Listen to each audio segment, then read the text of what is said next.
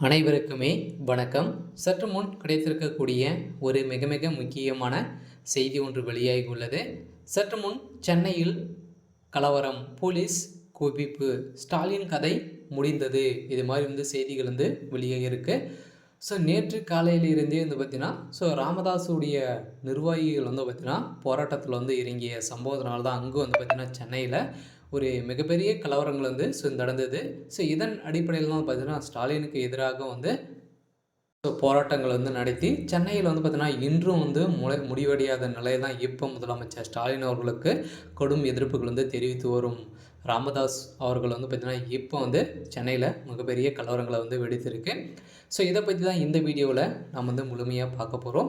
அதுக்கு முன்னாடி நம்ம சேனலுக்கு இப்போ தான் நீங்கள் முதல் முறையாக வந்திருக்கீங்க அப்படின்னா மறக்காமல் நம்மளுடைய சேனலை சப்ஸ்கிரைப் பண்ணி சப்போர்ட் பண்ணுங்கள்.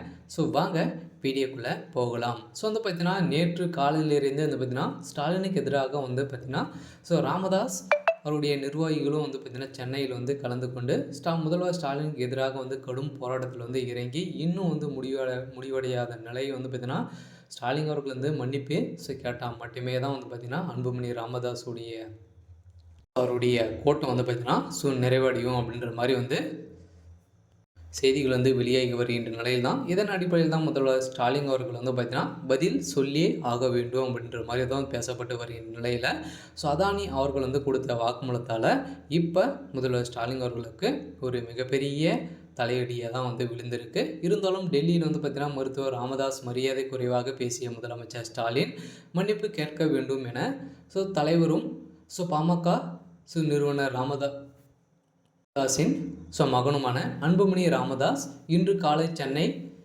கன்னி நகரில் தமிழக முதலமைச்சர் ஸ்டாலின் ஆய்வு மேற்கொண்ட பின்னர் செய்தியாளர்களை சந்தித்து பேசிய முதலமைச்சர் அப்போது அதானி ஊழல் தொடர்பாக தமிழக அரசு விளக்கம் அளிக்க வேண்டும் என பாமக நிறுவனர் மருத்துவர் ராமதாஸ் அறிக்கை கொடுத்து உள்ளார்.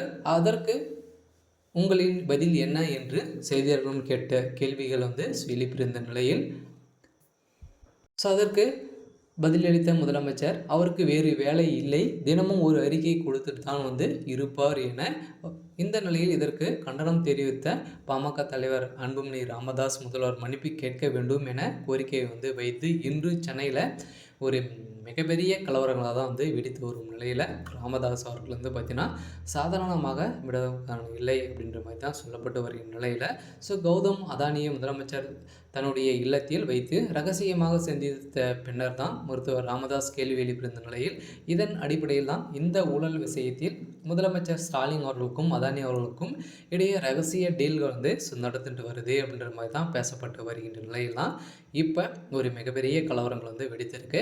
இருந்தாலும் என்ன நடக்க போகுது அப்படின்றத வெயிட் பண்ணி பார்க்கலாம். இது மாதிரி செய்திகளை தெரிஞ்சுக்கணும் அப்படின்னா மறக்காமல் நம்மளுடைய சேனலை சப்ஸ்கிரைப் பண்ணிக்கோங்க. தேங்க்யூ.